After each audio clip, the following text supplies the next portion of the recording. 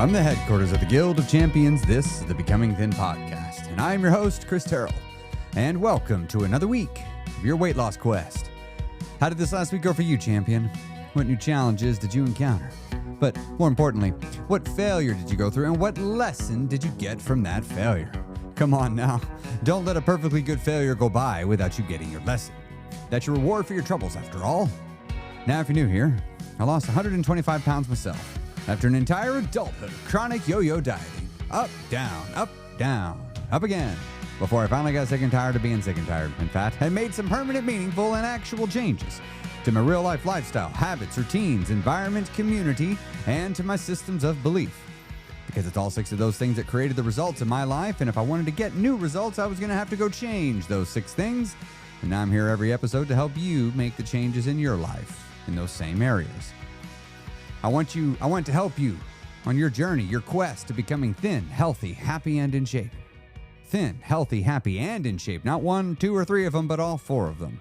I want to help you lose the weight and keep it off. You know, lots of people want to lose weight, but what we really mean is I want to lose the weight and keep it off. And a lot of us, we're trying to lose weight and keep it off by looking for the optimal diet plan to go on. We're looking for the optimal food plan, the optimal right way to eat. Tell me all the good things to do, all the bad things to do, or to not do, the right kinds of movements to do, when to do them, and the optimal time to eat. Give me all the rules, because then if I can follow this set of rules, I'll know that I'm going to be okay. But the truth is, there's no one singular set of rules. There's going to be lots of things you're going to have to do. But one of the hardest things you're going to have to do is you're going to have to actually change. You're going to have to actually change your life. You're going to have to actually change real things. You're going to have to change yourself. You're going to have to go on this journey of becoming a different version of yourself. And it's really, really hard to do that. And one of the things that I've done to help people make that change is to create a community and to create courses and programs. And one of the things I do in my community now is I do something called grounding sessions, where I do them almost every business day, just these little 15-minute sessions. I stay afterwards for Q&A for anybody in the community that needs help in their journey. Just pop in, raise your hand, and I give you help. But for the first 15 minutes, I'm coaching on something, explaining something, doing some mindset work. And I thought what I might do for you this week is give you a sample of what one of those grounding sessions sounds like. And this comes from this week, and we did one where I was talking about 10 reasons why you won't change. What are 10 reasons why a person won't change? 10 reasons to stay the same, almost, as it were. And we talked through these, and then, of course, we talked about some of these ideas through the coaching portion of the day that came after that. Well, that part's for the guild. The coaching part's left up for replay for those that want to see it. But imagine having access to this sort of information, 15 minutes every single day. If you enjoy the podcast, within my program, you actually get stuff every single day. I feed you stuff every single day to help you on your journey. I've got a daily program, and it's not a podcast, the daily program. It's actually more of a coaching program where I'm teaching you things and I'm giving you assignments and helping you level your way up on your journey slowly and steadily over a long period of time. Because the thing about weight loss is it's a personal growth project, and it takes as long as it takes. You're going to have to make changes as you're going. So what I'm going to do now is we're going to pivot over to this pivot the episode over to the grounding session where you can listen to that. And I hope you find some value out of this one. Many people listening said they found it to be a valuable thing. And the information here comes from a book called How We Change. If you're interested in that. And anyway, hope you enjoy. If you're looking to jumpstart your weight loss journey, head on over to becomingthin.com. And you can take my free weight loss course. Yes, it's completely free, costs you nothing. You don't have to sign up for anything. And it's actually a 19-day program. It says it's 5 because that's phase 1. Once you do phase 1, then it rolls into phase 2. Both of that is all completely free. If you want to get a little taste of how I teach weight loss and love to jumpstart your journey, again, that's over at becomingthin.com. And if you would like to go ahead and join the guild, you can head on over to imnotquitting.com or to theguildofchampions.com. All right, let's go ahead and pivot over to this grounding session. Talk soon. So, byproduct of your lifestyle, habits, routines, environment, community, and belief systems. If you want to get new results in your life, you're going to have to go make actual changes to those things. The thing is, we're talking about changing your actual life, which is also probably going to mean, in some cases, changing yourself. Changing your belief systems is like changing yourself. It's like becoming a different person. You know, I loved it on my journey. Somebody would be like, you've changed, as if there's like a derogatory thing. And I remember one time somebody said that to me and I was like, thank you. That was kind of the point. That's kind of what I was going for. Like, thanks for noticing. The person was not meaning me to take it that way. They were very much meaning for me to take that in a negative light. It's like, no, like I am wanting to change. That's the point. I don't want to arrive on the other side of this journey the same person that started it. And the thing is, it's crazy is there are changes that I made along the way that in the beginning, I swore I wouldn't change. There were changes after I made a bunch of changes in the middle of the journey. I swore I'd never change. That I did. So I just want to be careful. I want to remind you, wherever you're at right now, be careful of your sacred cows.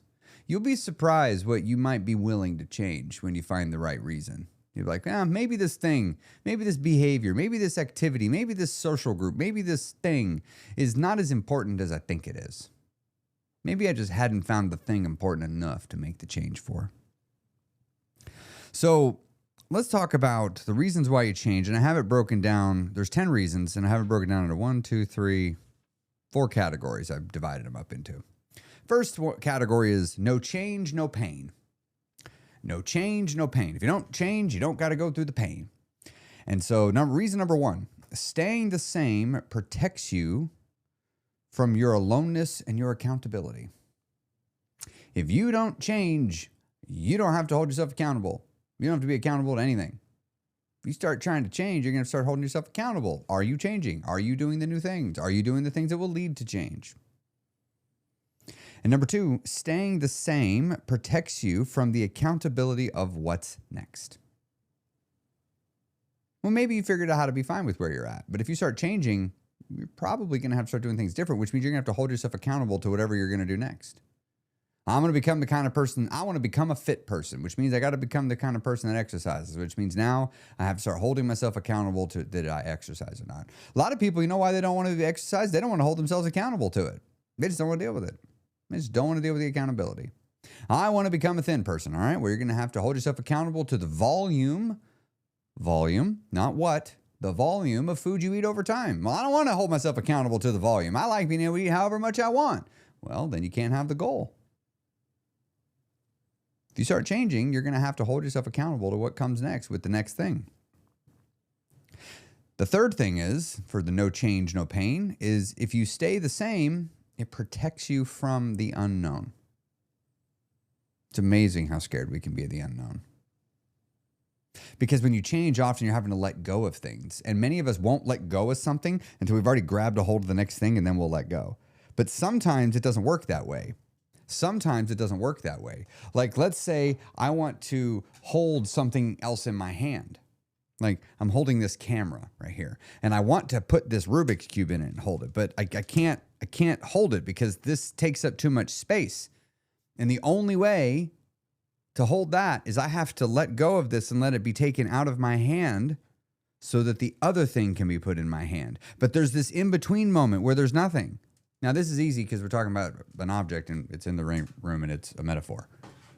In real life, sometimes you got to let go of something and you don't exactly know what's going to take its place. Sometimes you're like, okay, all right, I'm going to let go of this camera and I'm going to have a Rubik's Cube show up. And then somebody puts a calculator in your hand. You're like, wait a minute. No, I want to let go of that.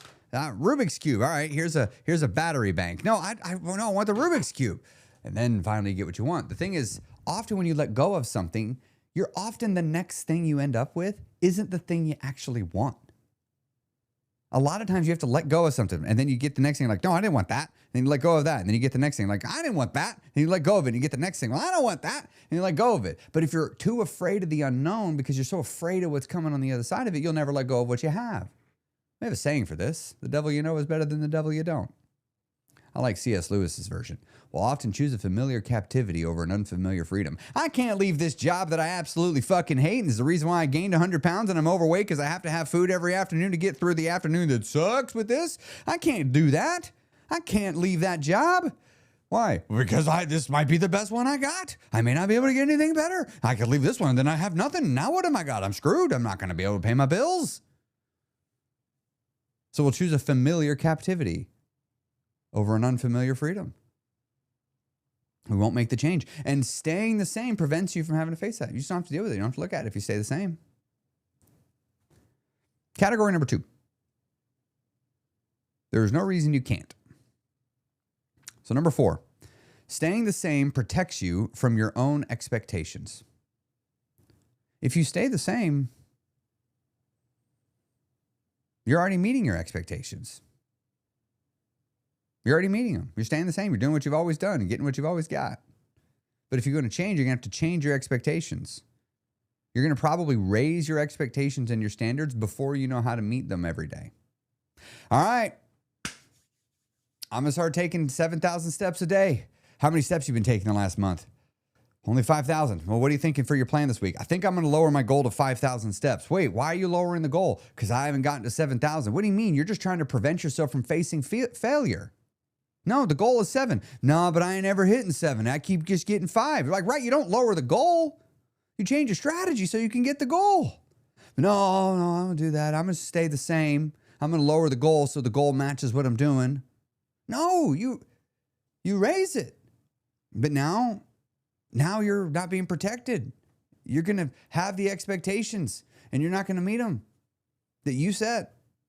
And you're going to have to face that. And you're going to have to go, man, my strategy, my plan isn't good enough. I need a new one.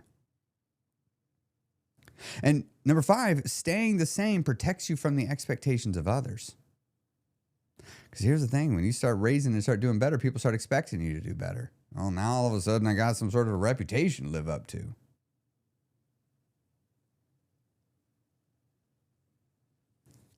It's amazing what we'll do to avoid disappointing somebody else or disappointing ourselves.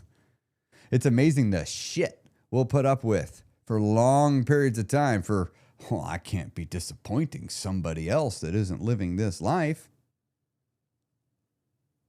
I might just disappoint myself. Well, I'd rather be a disappointment on the path of what I want than a disappointment on the path to nowhere. I'm just going to keep getting what I've always gotten. I want something new. Third category is the mirror of changing. There's only one reason this sits in this one, because it's a big one. Number 6. Staying the same protects you from seeing where you are. Staying the same protects you from seeing where you are. If I don't want to stay the same, I don't have to take a good, long, hard look at where I am. But if I decide I want to change, that means I have to decide where I want to go. I have to decide what I want, and then I have to take a good, hard look at reality that I have now.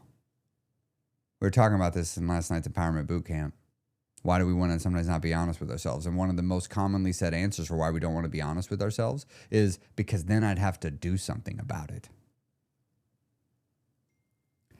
And I don't want to do something about it. If I don't change, if I don't decide to change, then I don't ever got to look. I don't ever got to face it. But changing requires you to take a look at what you've been doing. It requires you to take a look at yourself, take a look at your thoughts, take a look at your life. Then the last category. Are we there yet? Number 7. Staying the same protects you from the insult of small steps. Staying the same protects you from the insult of small steps. The truth is, changing your lifestyle, habits, routines, environment, community, and belief systems is going to be slow. And you are going to have to take insultingly small steps. A lot. Losing 100 pounds, 150 pounds, you're going to have to take insultingly small steps. No, Chris, I should be able to wake up and just set a calorie target of 1,400 calories a day. I should be able to jump from working out none times in the last 5 years to 7 times every week for an hour a day. I should be able to wake up tomorrow and go from taking 3,000 to 1,400 or 1,400 to 3,000 steps a day on average for the last 12 years to 10,000 steps overnight perfectly and never miss a day. I should be able just to wake up and do that. I should be able to wake up tomorrow having not really put any real thought about my food into what I'm doing on a consistent basis for longer than about 6 minutes to forever. Right? I should just be able to do this, people will say. It's like, no. Well, what should I be able to do? You should wake up tomorrow and just only eat when you're hungry. Well, that's not enough. That's not going to fix everything. Right. That's just step one. Well, can't I get to step 75? No. If you can't do step one, you can't do step 75. Well, but step one is so little. Well, if it's so little, then why aren't you doing it? If it's so simple, then you should be able to do it. That's the thing. We don't want to take the humblingly small steps because we'll often find we actually can't do them yet. We have to work at it. We're just a child learning to walk, but with our food. Staying the same, number 8, protects your memorial to your pain. Many of us have built a monument to our pain and our suffering in our mind. I can't lose weight because of this. I'm overweight because of that. I can't stop cleaning my plate because my mom told me to do this. You're 72 fucking years old. You're 72. Why are you still making a monument to what your mom taught you when you hadn't lived with her in like a lot of years? I'm 42 years old. I hear you. I get it. Stuff from our past 100% affects us in our present. But like, come on. When are you going to tear down that monument in your mind? And stop making it be the thing, the holy grail, the why I cannot change. We'll do this. We'll do this in so many parts of our lives. We'll find something, some reason, and we'll prop it up and build it up and protect it at all costs. Number 9, staying the same protects you from changing your relationship with others. Some of y'all ain't going to end this relationship with the same romantic partner you started with. Some of y'all aren't going to end this journey with the same friends you started with. Some of y'all aren't going to end this journey with the same coworkers. Some of y'all are going to end this relationship with less family members. Some of y'all are going to have people you don't even know that are going to become your absolute best friend. Some of you have people that you don't even know. You're going to somehow love them more than you've ever loved anybody ever in the history of ever, and you're not even going to know that they exist yet. Some of you are going to find yourself with a set of coworkers that you're like, I could not possibly imagine working with these people more. They're just the most amazing people ever. I never thought they were coming. You don't just lose, you also gain. Some of you are going to have people that they're in your life still, but it's going to look a lot different. It's not going to be the same. When you start making permanent, meaningful, and actual changes to your real life lifestyle, habits, routines, environment, community, and belief systems, you are going to end up having changes to your relationships. And sometimes I don't want to change because I don't want to change the relationships. So we just don't change. So I don't have to change a relationship. Sometimes that is the only thing stopping a person. The only thing stopping a person from moving forward is one single solitary relationship change. One. Just one. I've seen it. Number 10. Staying the same protects you from changing your relationship with yourself. As much as we're afraid about changing the relationship with others, many of us are even more afraid about changing the relationship we have with ourselves. Interestingly enough, for some people, they're afraid of going from a toxic relationship in their mind to a peaceful, loving one. Some people are going to have to go from, well, I'm not toxic in my mind. Right. You just don't give a shit. You just don't care. We call that apathy. Some people are going to have to go from apathy to caring. Some people are going to have to go from caring too much to caring a little bit less. The thing is, staying the same prevents you from having to work on your relationship with yourself and turning it into a good one, the best one you've ever had. Maybe you've already had a good relationship, but you need to change the terms. Maybe you need to learn how to encourage yourself differently. Maybe you need to learn how to stop using shame as your primary source of motivation and start using curiosity and excitement and inspiration to get yourself going. So these are 10 reasons why people do not change.